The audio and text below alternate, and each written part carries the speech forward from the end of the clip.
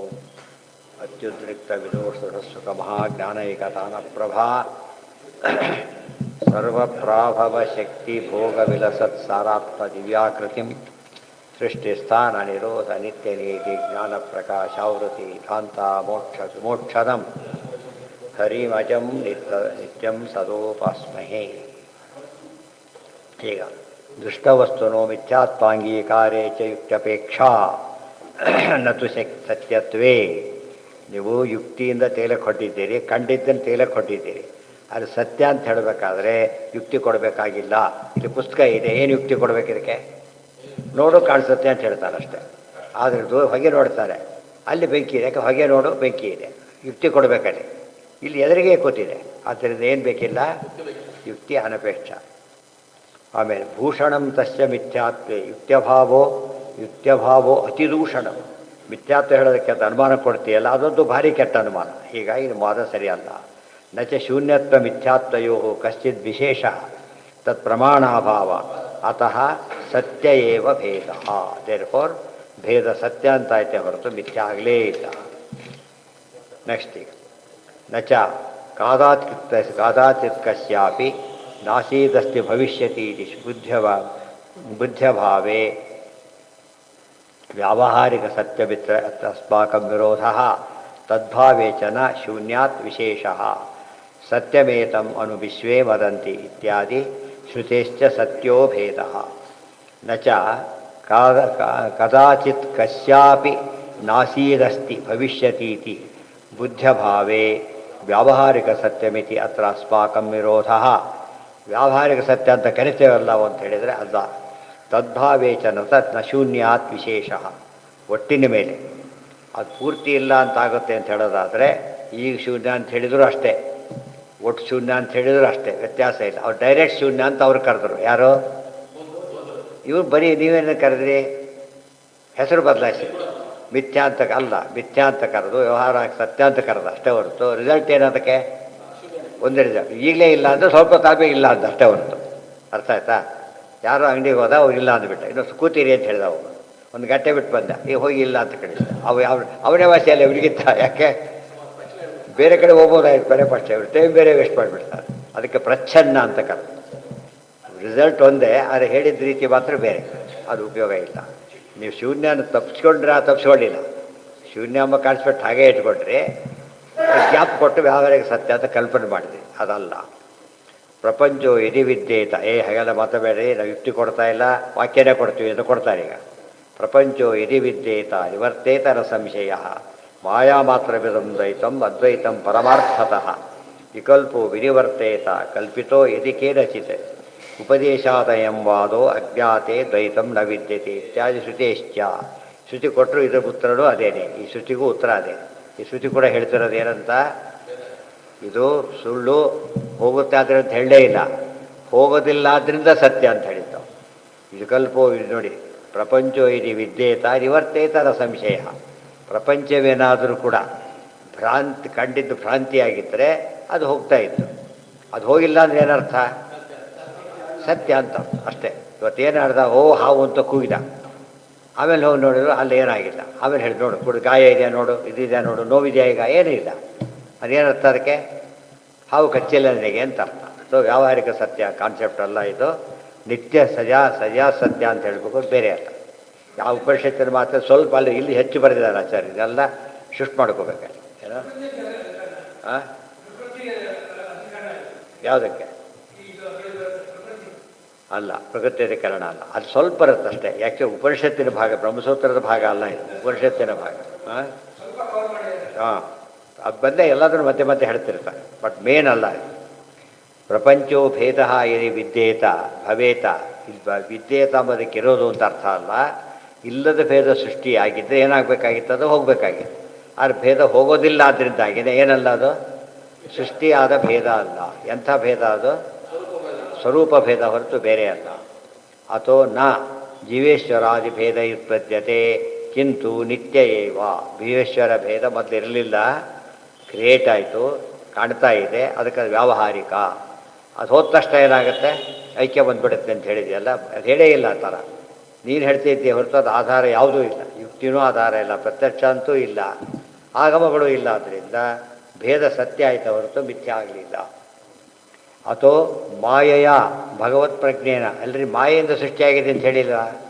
ಮಾಯೆ ಶಬ್ದಕ್ಕೆ ಕಪಟ ಅಂತ ಅರ್ಥ ಅಲ್ಲ. ಇಲ್ಲಿ ಏನರ್ಥ? ಭಗವದ್ ಇಚ್ಛೆ ಅಂತ ಅರ್ಥ. ಪರಮಾತ್ಮ ಯಾತಕ್ಕೆ ಹೀಗೆ ಮಾಡ್ದ? ಇಚ್ಛೆ ಇತ್ತು ಅವ್ರ ಮನೆಗೆ ಹೋದ ಅಂತಾರಲ್ಲ ಹಾಗೆ. ಇಚ್ಛೆ ಇತ್ತು ಬರಾತ ಡೈಲಿ ಯಾರು ಇಚ್ಛೆ ಪಟ್ಟು ಹೋಗ್ತಾರಾ? ಹೇಳ್ಕೊಂಡು ಹೋಗ್ತಾರೆ ಹೊತ್ತಾನೆ. ಸ್ವರ್ಗಾದಿಗಳಿಗೆ ಇಚ್ಛೆ ಪಟ್ಟು ಹೋಗ್ತಾರೆ, ಮೋಕ್ಷಕ್ಕಂತೂ ಭಾರಿ ಇಚ್ಛೆ ಪಟ್ಟೆ ಹೋಗ್ಬೇಕು. ಬಂಧನ ಅಲ್ಲ ಅದು. ದೇರ್ಫೋರ್ ನಿಮಗೀಗ ಈ ನಿವರ್ತೇತ ಅಂದರೆ ಹೋಗಬೇಕಾಗಿತ್ತು, ಹೋಗಿಲ್ಲ. ಆದ್ದರಿಂದ ಏನದು? ಕೆಲವು ಹೇಳ್ತಾರೆ ನೋಡಿ, ಇದು ಕೊಡೆ ಬಟ್ಟೆ ಹಾಗಿಲ್ಲ, ತೋರಿಸ್ತೀನಿ ನೋಡಿ ಅಂತ ಬುಜ್ಜಿ ತೋರಿಸ್ತಾ ಹೋಗ್ಬಿಡುತ್ತೆ. ಏನದು? ಕರೆಕ್ಟ್.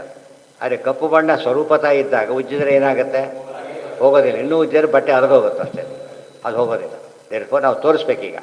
ಎಷ್ಟೊತ್ತಾಗಿ ತೋರಿಸ್ತಾನೋ ಅಂಗಡಿಯಲ್ಲಿ ಹೋದಾಗ, ಏನೋ ಇದು ಹೀಗಿದೆ ಅಂತ, ಅಷ್ಟೇನಾ ಬಿಡಿ, ಹೀಗೆ ಅದು ಇದು ಅಂಟಿಸಿದ್ದೇವೆ ಅಷ್ಟೇ, ತೆಗೆದು ಬಿಡ್ತಾನೆ, ದೋಷ ಇಲ್ಲ.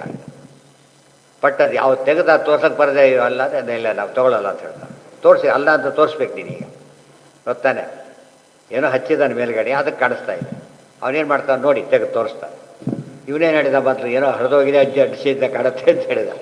ಹರಿದೋಗಿದೆ ಅಡಿಸಿ ಇಲ್ಲ ತೆಗೆದು ಹೊಡೆಯೋದಾಗ ಏನಿಲ್ಲ, ಅಷ್ಟೇ ಇದೆ ಬ್ಯಾನರ್ ಅಡಿಸಿದ್ದೀವಿ ಅಷ್ಟೇ ನಾವು. ಅಥವಾ ಮಾಯೆಯ ಅದು ಉತ್ತರ ಕೊಟ್ಟ ಕಾನ್ಸೆಪ್ಟ್ ಅರ್ಥ ಆಗುತ್ತೆ ಅವರಿಗೆ. ಅದು ಪದ ಚೇಂಜ್ ಮಾಡಿಬಿಡ್ತಾರೋ, ಪದ ಚೇಂಜ್ ಮಾಡಿ ಉದ್ದು ಬೆಳೆಸಿಬಿಡ್ತಾರಲ್ಲ ಇವ್ರು, ಏನೋ ಯೋಚನೆ ಮಾಡಿ ಕೊನೆಗೆ ಅದೂ ಇರ್ಬೋದು. ಜನ ಕೇಳಿದ್ರೆ ಏನು ಅನಿಸ್ಬಿಡುತ್ತೆ, ಅದೂ ಇರ್ಬೋದು ಪಾಪ, ಇಷ್ಟೊತ್ತು ಹೇಳ್ತಾರೆ ಅಂದಮೇಲೆ ಏನರ್ಥ? ಅವರು ಒಂದು ಲಾಜಿಕ್ ಇದೆ, ಅವರಿಗೂ ಒಂದು ಪ್ರಮಾಣ ಇದೆ ಅಂತ ಅನಿಸ್ಬಿಡ್ತಾರೆ. ಟೈಮ್ ಕೊಡಬಾರ್ದು ಅದಕ್ಕೇನೆ. ಅಥೋ ಮಾಯೆಯ ಭಗವತ್ ಪ್ರಜ್ಞಾನೇನ ಮಾತಂ ರತಂಚ ಮಾತ್ರಂ ಭಗವಾನ್ ಜಾನಾತಿ ರಮತೆ ಚ ಅಸ್ಮಿನ್ ಭೇದ ಇತಿ. ಆದ್ದರಿಂದ ಭೇದ ಇದ್ದೇ ಇದೆ ಅನ್ನೋದು ಗುರುತದು ತಿಳಿತಾನೆ ಬರ್ತಾರೆ. ಪರಮಾತ್ಮನ ಇಚ್ಛೆಯಿಂದ ಸೃಷ್ಟಿಯಾಗಿದೆ, ಇಚ್ಛೆಯಿಂದ ಸೃಷ್ಟಿ ಮಾಡಿ ಪರಮಾತ್ಮ ಎಂಜಾಯ್ ಮಾಡ್ತಿದ್ದಾರೆ. ಇಚ್ಛೆಯಿಂದ ಕೆಲವು ಮಾಡ್ತೇವೆ ನಾವು, ಏನೋ ಎಡವಟ್ಟಾಗಿಬಿಡೋದು, ದೇವರಿಗೆ ಎಂದೂ ಆಗೋದೇ ಇಲ್ಲ. ಅದಕ್ಕೆ ಮಾತ್ರ ಅಂತ ಕರೆದು ಚೇತ್ ಪರಮಾರ್ಥ ಭಗವದಪೇಕ್ಷೆಯ ಇತ್ಯರ್ಥ. ಇದು ಪರಮಾರ್ಥನೇ. ಪರಮಾತ್ಮ ಏನು ಮಾಡಿದ್ದಾನೆ? ಇಷ್ಟಪಟ್ಟು ಸೃಷ್ಟಿ ಮಾಡಿದ್ದಾನೆ, ಹೇಗೆ ಉದ್ಧಾರ ಆಗಲಿ ಇವರು ಅಂತೇಳಿ.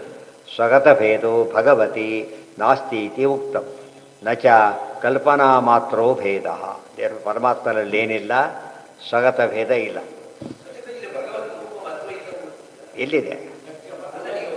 ಅಲ್ಲೇನು ಭಗವಾನ್ ತದ್ರೂಪೇಣ ಅದ್ವೈತಂ. ಪರಮಾತ್ಮ ಯಾವಾಗಲೂ ಒಂದೇ ರೀತಿ ಇದ್ದದ್ದು, ನೋ ಚೇಂಜ್. ಪರಮಾತ್ಮನಲ್ಲಿ ಏನಿಲ್ಲ, ಬದಲಾವಣೆಯೇ ಇಲ್ಲ.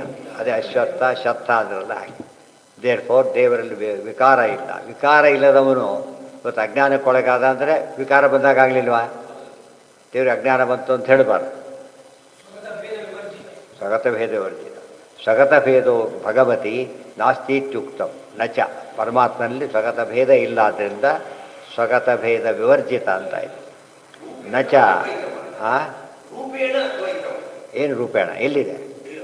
ಅಲ್ಲ, ತದ್ರೂಪೇಣ, ಆ ರೂಪದಿಂದ ಭೇದ ಇಲ್ಲದು. ಯಾವ ರೂಪ ತಗೊಂಡು ಭಗವಂತ ಏನಾಗಿದ್ದಾನೆ? ನಮಗೆ ಎಷ್ಟೇ ಡ್ರೆಸ್ ಚೇಂಜ್ ಮಾಡ್ಕೊಂಡು ಹೋದರೂ ಕೂಡ ವ್ಯಕ್ತಿ ಅಂತ ಹೇಗೆ ಗೊತ್ತಾಗುತ್ತಲ್ಲ. ದೇವರು ಎಷ್ಟು ಅವತಾರ ತೊಗೊಂಡ್ರೆ ಹೇಗಿರ್ತಾನೆ? ದೇವರಾಗೇ ಇರ್ತಾನೆ ಹೊರತು ಏನಾಗೋದಿಲ್ಲ, ವ್ಯತ್ಯಾಸ ಆಗೋದೇ. ದೇವ್ರ ಮಹಿಮೆ. ಅಲ್ಲಿ ಭೇದ ಹೇಳ್ತಾರೆ ತಮಾಷೆ ಅಂತಿಕೇಳಿ. ಎಲ್ಲಿ ಭೇದ ಹೇಳಬಾರ್ದು ಅಲ್ಲಿ ಭೇದ ಹೇಳ್ತಾರೆ, ಎಲ್ಲಿ ಭೇದ ಹೇಳಬೇಕು ಅಲ್ಲಿ ಭೇದ ಹೇಳೋದಿಲ್ಲ. ಅದು ತಪ್ಪಾಯಿತು. ಏನು ದ್ವೈತ ಎಲ್ಲಿದೆ? ಅದು ಅದ್ವೈತಂ ಇರೋದಲ್ಲಿ. ತದ್ರೂಪೇಣ ಅದ್ವೈತಂ. ಪರಮಾತ್ಮ ರೂಪಗಳು ಎಷ್ಟೇ ಇದ್ದರೂ ಕೂಡ ಏನಿಲ್ಲ, ಅಲ್ಲಿ ಭೇದ ಇಲ್ಲ. ಅದು ತಾತ್ಪರ್ಯ. ಜಗತ್ತಿನಲ್ಲಿರೋ ಜೀವರಿಗೆ ಏನಿದೆ? ಭೇದ ಇದೆ. ಜಡಕ್ಕೂ ಭೇದ ಇದೆ, ಜಡಜೀವರಿಗೂ ಭೇದ ಇದೆ. ಅದು ಸುಳ್ಳು ಅಂತ ಹೇಳೋದಕ್ಕೆ ಬರೋದಿಲ್ಲ. ಆದರೆ ಕೃಷ್ಣರಾಮ ರೂಪಗಳಿಗೆ ಭೇದ ಕಂಡಾಗ ಭೇದ ಕಾಣಿಸುತ್ತೆ, ಆ್ಯಕ್ಚುಲಿ ಇಲ್ಲ. ಅರ್ಥ ಆಯ್ತಾ? ಭೇದ ಕಾಣಿಸುತ್ತೆ ಇಲ್ಲ. ಇಲ್ಲಿ ಅಭೇದ ಕಂಡರೂ ಅಭೇದ ಇಲ್ಲ, ಅಲ್ಲಿ ಭೇದ ಕಂಡರೂ ಭೇದ ಇಲ್ಲ. ಯದಿ ಕೇನಚಿತ್ ಕಲ್ಪಿತೋ ವಿಕಲ್ಪ ತಥಾಪಿ ನಿವರ್ತೇತ. ಇದೇನಾದರೂ ಕಲ್ಪಿತವಾಗಿದ್ದರೆ ಅಂದರೆ ಏನು? ಕ್ರಿಯೇಟೆಡ್ ಆಗಿದ್ದರೆ ಏನಾಗ್ತಿತ್ತು? ಅದು ಹೋಗ್ತಿತ್ತು. ಕ್ರಿಯೇಟೆಡ್ ಆಗಿದ್ದರೆ ಹೋಗ್ತಿತ್ತು, ಕ್ರಿಯೇಟೆಡ್ ಅಲ್ಲ ಅದು. ಅದು ಹಾಲನ್ನು ಬಣ್ಣ ನೀವು ಹಾಕಿದ್ದಿದ್ರೆ ಅದು ಹೋಗಬೇಕಾಗಿತ್ತು. ಅದು ಕೆಟ್ಟಾಗಲೂ ಬಣ್ಣ ಇದೆ, ಆಶ್ಚರ್ಯ. ಹಾಲು ಒಡೆದೋಗಿರ್ಬೋದು, ಕೆಟ್ಟೋಗ್ಬಿಟ್ಟಿರುತ್ತೆ. ಬಣ್ಣ ಮಾತ್ರ ಏನಿರುತ್ತೆ? ಬೆಳಗ್ಗೆ. ಅಷ್ಟರ ಮಟ್ಟಿಗೆ ಹಾಲಿಗೂ ಬಣ್ಣಕ್ಕೂ ಗಂಟಿದೆ.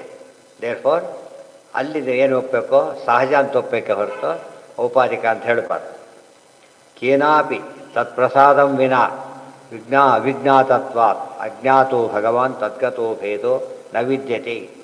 ಆದ್ದರಿಂದ ಎಲ್ಲಿ ದೇವ್ರ ಭೇದ ತೋರ್ಸೋಕೆ ದೇವ್ರ ಅನುಗ್ರಹ ಮಾಡಬೇಕಷ್ಟೇ. ನಿಮಗೆ ಅರ್ಥ ಆಗ್ಬೇಕಾದ್ರೆ ಏನಾಗಬೇಕು, ಅನುಗ್ರಹ ಮಾಡಿದ್ರೆ ಅರ್ಥ ಆಗಿದ್ರೆ ಅರ್ಥ ಆಗೋದೇ ಇಲ್ಲ. ಎರಡರ ಮಧ್ಯೆ ಸೂಕ್ಷ್ಮ ವ್ಯತ್ಯಾಸ ತೋರಿಸ್ಬೇಕಾಗಿದೆ, ನಮಗೆ ಗೊತ್ತಾಗ್ತಾ ಇಲ್ಲ. ಹಿಂದೆ ಹೇಳಿದ್ದೇನೆ, ಬರೀ ಮಾರ್ಕ್ಸು ಹಾಗೇ ಇದೆ, ಇಂಟರ್ವ್ಯೂ ಮಾರ್ಕ್ಸು ಹಾಗೇ ಇದೆ, ಎಲ್ಲ ಹಾಗೇ ಇದೆ. ಇಬ್ಬರು ಬಂದಿದ್ದಾರೆ, ಒಂದೇ ಪೋಸ್ಟ್ ಇರೋದು. ಏನು ಮಾಡಬೇಕೀಗ? ಒಬ್ಬನ ಎಲಿಮಿನೇಟ್ ಮಾಡಬೇಕೀಗ. ಏನು ಮಾಡ್ತಾರೋ ಅವ್ರೀಗ? ಎಲ್ಲೋ ಒಂದು ಕಡೆ ಹುಡುಕ್ತಾರೆ. ಎಕ್ಸ್ಪರ್ಟ್ ಎಲ್ಲರಿಗೂ ಮಾಡಕ್ಕೆ ಬರಲ್ಲ ಅದನ್ನು. ಎಕ್ಸ್ಪರ್ಟ್ ಬಂದು ಹೇಳ್ತಾನೆ, ಅವನು ಒಪ್ಕೋತಾನೆ ಕೊಡಾಗ. ಅವನು ಹೌದು ಒಪ್ಕೊಂಡು ಇವನು ಹೋಗ್ತಾನೆ, ಅವನು ಹೋಗ್ತಾನೆ. ಅದು ಗೊತ್ತಾಗಿದ್ದು ಯಾವಾಗ? ಎಕ್ಸ್ಪರ್ಟ್ ಹೇಳಿದಾಗ. ಈ ಭೇದ ನಮಗೆ ಎಷ್ಟೋ ಸತ್ಯ ನಮಗೇನು ಅನಿಸ್ಬಿಡುತ್ತೆ, ಸ್ವಲ್ಪ ದೊಡ್ಡ ಕೆಲಸ ಮಾಡಿದ ತಕ್ಷಣ ನಾನು ಬಹುಶಃ ದೇವರೇ ಇದ್ರೂ ಇರ್ಬೋದು ಅನ್ಕೊಂಡ್ಬಿಟ್ಟಿರ್ತಾನೆ ಮನುಷ್ಯ. ಶ್ವೇತಗೇತ ಅಂದ್ಕೊಂಡ ಅಂತ ಹೇಳ್ತಾರೆ. ನಾನು ಸಾಮಾನ್ಯನಲ್ಲ, ದೇವೋವ ಕೇಶವಾಂಶೋವ, ಇಲ್ಲ ದೇವರ ಅಂಶ ಆಗಿರಬೇಕು, ಅಲ್ಲಿ ದೊಡ್ಡ ದೇವತೆ ಆಗಿರೋ ಅಂದ್ಕೊಂಡ್ಬಿಟ್ಟ. ಭ್ರಮೆ ಒಳಗಾದ, ಅದು ತೆಗೆಸ್ಬೇಕಾಯ್ತು. ಆ ಭ್ರಮೆ ಯಾವಾಗ ಬಂತು? ದೇವರ ಅನುಗ್ರಹ ಮಾಡದೆ ಹೋದ ಭ್ರಮೆ ಬಂತು. ಅನುಗ್ರಹ ಮಾಡಿದಾಗ ಭ್ರಮೆ ಬರದಂತೆ ದೇವರು ನೋಡ್ಕೊಳ್ತಾನೆ. ಅದು ಮುಖ್ಯ. ಅದು ನಮಗೆ ಎರಡೆರಡು ಮೂರು ಮೂರು ಕಾಣಿಸ್ತಾ ಇತ್ತು, ಡಾಕ್ಟ್ರ್ ಬಂದು ಸರಿಯಾಗಿ ಔಷಧಿ ಕೊಟ್ಟರೆ ಸರಿ ಹೋಗ್ಬಿಡುತ್ತೆ ಅಷ್ಟೇ. ಅಥವಾ ಒಂದೇ ಇತ್ತು, ಬೇರೆ ಎರಡೆರಡು ಒಂದೊಂದು ಕಾಣಿಸೋದು, ಬೇರೆ ಏನೇನೋ ಆಗ್ತಿತ್ತು. ಒಟ್ಟು ರಿಪೇರಿ ಮಾತ್ರ ಯಾರು ಮಾಡ್ಬೇಕು ಅದನ್ನು? ಡಾಕ್ಟ್ರೇ. ದೇವರ ಅನುಗ್ರಹ ಬೇಕಿದೆ. ಇದನ್ನು ಬಿಟ್ಬಿಡ್ತಾರೆ. ದೇವರ ಅನುಗ್ರಹದ ಕಾನ್ಸೆಪ್ಟ್ ಬಿಟ್ಬಿಡ್ತಾರೆ. ಭಗವದ್ಗೀತೆ ಶುರುವಾಯಿತು, ಕೊನೆಗೆ ಮುಕ್ತಾಯ ಆಗಬೇಕಾದ್ರೆ ಕೃಷ್ಣ ಹೇಳಿದಾಗ ಜ್ಞಾನ ಬಂತು ಹೋಯಿತು ಅಂತ ಹೇಳೋದಿಲ್ಲ. ಅರ್ಜುನ ಅಂತ ತ್ವತ್ಪ್ರಸಾದಾನ್ಮಯಾಚ್ಯದ, ನಿನ್ನ ದಯ ಇದು ಅಂತ ಹೇಳಿದ. ಹೇಳಿದ್ದೆ ಫಸ್ಟ್ ದಯ, ಅರ್ಥ ಮಾಡಿಸಿದ ದಯ, ಕನ್ವಿನ್ಸ್ ಮಾಡಿಸಿದ ದಯ. ನಮ್ಮ ಕನ್ವಿನ್ಸ್ ಮಾಡಿಸೋ ಉದ್ದೇಶ ಇಲ್ಲ ಅಂತ ತಿಳ್ಕೊಳ್ಳಿ. ಉದಾಹರಣೆ, ಯಾರೋ ಪ್ರಶ್ನೆ ಕೇಳ್ತಾ ಕನ್ವಿನ್ಸ್ ಮಾಡೋ ಉದ್ದೇಶ ಇಲ್ಲ, ಉತ್ತರ ಹೇಗೆ ಗೊತ್ತಾ ಕೊಡೋದು? ಹೇಳಿರ್ಬೇಕು, ಅವ್ರು ಯಾರು ತಿಳಿಬಾರ್ದು. ಯಾಕೆ ಉದ್ದೇಶ ಇಲ್ಲ. ಕೃಷ್ಣ ತಿಳಿಲಿ ಅಂತ ಹೇಳಿದ್ದಕ್ಕೆ ಏನಾಯಿತು? ಅದೇ ದುರ್ಯೋಧನಕ್ಕೆ ಅದೇ ಕೃಷ್ಣನೇ ಹೇಳಿದ. ದುರ್ಯೋಧನ ಕೇಳಲಿಲ್ಲ, ವಿಚಾರ ಬೇರೆ. ಅಲ್ಲಿ ಕೇಳಲೇಬೇಕು ಅಂತ ಕೃಷ್ಣ ಹೇಳಲಿಲ್ಲ ಕೂಡ. ಯಾತಕ್ಕೆ? ಕೇಳೋ ಯೋಗ್ಯತೆ ಅವನಿಗಿಲ್ಲ, ತಿಳ್ಕೊಬಾರ್ದು. ಅನುಗ್ರಹ ಬೇಕೇ ಬೇಕಲ್ಲಿ. ಅರ್ಥ ಆಯ್ತಾ? ಅನುಗ್ರಹದ ಕಾನ್ಸೆಪ್ಟ್ ಇಲ್ಲದೆ ಹೋದರೆ ಶಾಸ್ತ್ರಕ್ಕೆ ಅರ್ಥನೇ ಬರ್ತಿದ್ದಿಲ್ಲ. ಉಳಿದವರು ಯಾರು ಅನುಗ್ರಹ ಹೇಳಿದ ಆಚಾರ ಒಬ್ಬರೇ. ಇಲ್ಲಿ ಭಕ್ತಿ, ಆ ಕಡೆ ಅನುಗ್ರಹ ಅನ್ನೋ ಪದ ಉಪಯೋಗಿಸಿದ್ದು, ಅದು ಕನ್ಫರ್ಮ್ ಮಾಡಿದ್ದು, ಎಕ್ಸ್ಪ್ಲೇನ್ ಮಾಡೋದು ಆಚಾರ ಒಬ್ಬರೇ.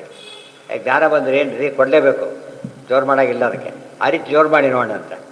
ನಾಳೆ ಬನ್ನಿ ಬಂದು ನೋಡಿ ಏನು ಮಾಡ್ತೀರೋ ಮಾಡಿ ಹೋಗಿರ್ತ. ಅವ್ರು ಏನು ಮಾಡ್ತಾರೋ ಅವನು, ಏನು ಮಾಡ್ತೀವೋ ಮಾಡೋ, ಕೊಡೋದಿಲ್ಲ ಹೋಗುತ್ತೆ, ಕೊಡೋದಿಲ್ಲ. ಏನು ಆಗ ಎಷ್ಟು ಕತೆ ಹೇಳಿದ್ರು ಕೂಡ ಹೆಚ್ಚು ಮಾತಾಡಿದರೆ ನೀವು ನಾನೇ ಕರೆದು ಹೊರಗೆ ಹಾಕ್ಸ್ಬೇಕಾಗುತ್ತೆ ಅಂತ ಹೇಳ್ತಾರೆ. ಆ ರೈಟ್ ಇದೆ ಅವನಿಗೆ. ನೀವು ಫೇವರ್ ಅಂತ ಒಪ್ಪಲೇಬೇಕು. ನೀವು ಅಂಗಡಿ ಹೋಗಿ ಸರಿಯಾಗಿ ಒಂದು ತಕ್ಷಣ ಕೊಟ್ಟ ಫೇವರ್ ಅದು ಆ್ಯಕ್ಚುಲಿ. ಸೊ ಕೂತ್ಕೊಂಡಿದ್ದು ಖುಷಿ ಏನು ಮಾಡ್ತಿದ್ರಿ? ಕೆಲವು ಕಾಫಿ ಕುಡಿತಾ ಕೂತ್ಬಿಡ್ತಾರೆ ಕೆಲವು ಅಂಗಡಿಯಲ್ಲಿ. ಒಂದು ನಿಮಿಷ ಇವ್ರು ನೋಡಿ ಯಾರ ಬಂದು ಆಮೇಲೆ ಬಂದು ಮುಗಿಸಿ ಬರ್ತಾನೆ ಅವನು. ಏನು ಮಾಡೋಂಗಿಲ್ಲ ನೀವು. ತಕ್ಷಣ ಕೊಟ್ಟು ಫೇವರ್ ಅದು ಆ್ಯಕ್ಚುಲಿ ಫೇವರ್. ಸರಿಯಾಗಿ ನಾ ಕೇಳಿ ಮಾಡಿದಂತೆ ಕೆಲಸ ಮಾಡಿದ್ರೆ ಸಂಬಳ ಕೊಟ್ಟಾರೆ ಫೇವರ್ ಆ್ಯಕ್ಚುಲಿ. ಅದು ರಿಕ್ಷಾ ಹಿಡಿದ ತಕ್ಷಣ ಅವ್ನಿಗೆ ಬಾಡಿಗೆ ಸರಿ ಕೊಟ್ಬಿಟ್ಟು ಅವನೇ ಥ್ಯಾಂಕ್ಸ್ ಹೇಳ್ತಾನೆ. ಯಾಕೆ? ಹೆವಿ ಆಗಿದೆ, ತಕ್ಷಣ ಕೊಟ್ಟು ತೊಗೊಂಡೋಗಂತ ಕೊಟ್ಬಿಟ್ಟ. ಫೇವರ್. ಅದೇನು ಬಂತ ಹೇಳಬಾರ್ದು, ಹಾಗೆ ತೋರಿಸ್ತೀನಿ ಬಾ ಅಂತ. ಯಾವಾಗ ಪ್ರಶ್ನೆ ಮಾಡ್ತಾನೆ ಏನು ಮಾಡ್ತಾರಾಗ ಅದೇ ಆಟೋಮೆಟಿಕ್ ಹೌದಲ್ಲ, ತೋರಿಸ್ತೀನಿ ಬಾ, ಸಿಗದಂತೆ ಮಾಡ್ತೀನಿ ಅಂತ ಹೇಳ್ತಾನೆ. ತಿಳಿತಿಲ್ಲ, ಇವತ್ತಲ್ಲ ಎಂದೂ ಸಿಗಬಾರ್ದಾಗ ಮಾಡಿದ್ದೀನಿ ಅಂತ ಹೇಳ್ತಾನೆ. ಅಂದರೆ ನಾವು ದೊಡ್ಡವರಿಂದ ಏನೇ ಆದರೂ ಅನುಗ್ರಹ, ಚಿಕ್ಕವರಿಂದ ಏನೇ ಆದರೂ ಭಕ್ತಿ, ಅದನ್ನು ಅವಾಯ್ಡ್ ಮಾಡೋಕ್ಕೆ ಬರೋದೇ ಇಲ್ಲ. ಆಟೋಮೆಟಿಕ್ ಅಂತ ಕರೆಯೋಕ್ಕೆ ಸಾಧ್ಯನೇ ಇಲ್ಲ.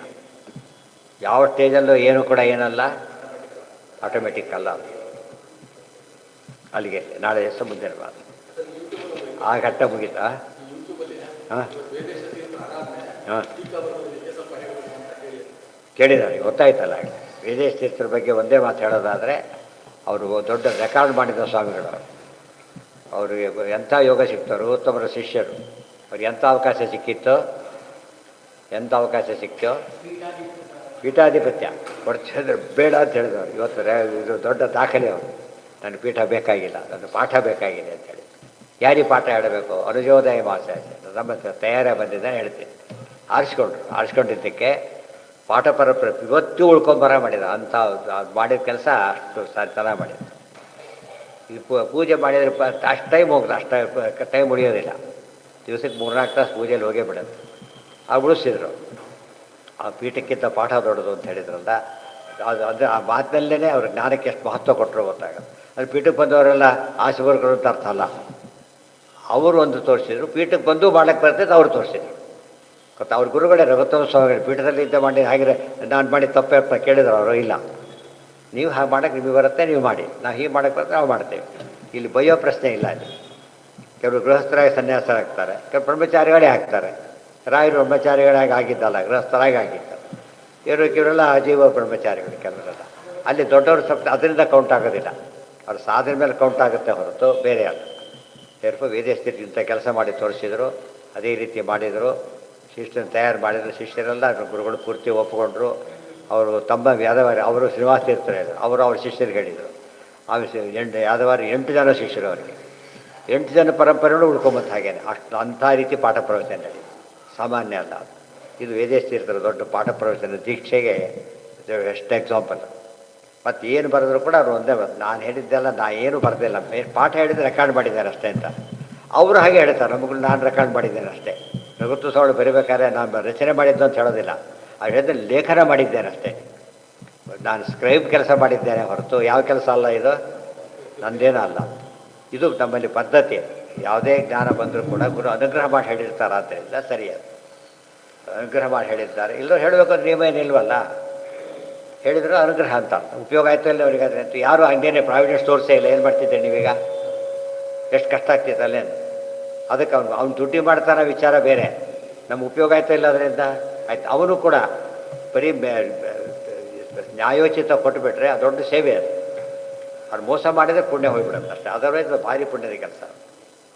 ಅದಕ್ಕೆ ಅನುಕೂಲ ಮಾಡಿಕೊಡೋದು ಸಾಮಾನ್ಯ ಅಲ್ಲ. ಕಸ ಗುಡಿಸೋನು ಬಡಿಸ್ಬೇಕಾಗಿದೆ, ಕಸ ಗುಡಿಸಿಲ್ಲ ಯಾರು ಕೂಡ.